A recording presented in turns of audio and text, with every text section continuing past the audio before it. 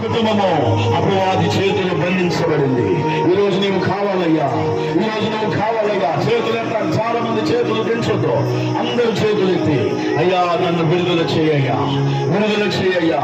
నీ రక్తాన్ని నా కుటుంబం మీద ఆపాదిస్తున్నా, నీ రక్తాన్ని నా భార్య మీద ఆపాదిస్తున్నా, నీ రక్తాన్ని నా భర్త మీద ఆపాదిస్తున్నా, నీ రక్తాన్ని నా పిల్లల మీద ఆపాదిస్తున్నా. ప్రతి బంధకం నుంచి నాకు విడుదల కావాలి. అడుగుతావా?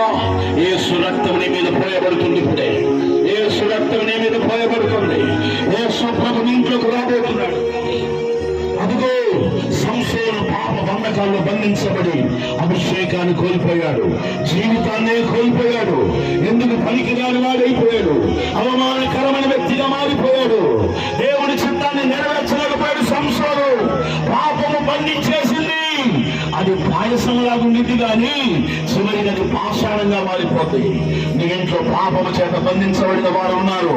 నోరు తెరిచయ్యా, నిజమే నా భర్త పాపములో ఉన్నాడు, మార్చయ్యా. నా బిడ్డలు పాపములో ఉన్నారు, మార్చయ్యా. పాపము నా గ్రామాన్ని బంధించిందయ్యా, పాపము నా కుటుంబాన్ని బంధించిందయ్యా. వ్యభిచారము కోపం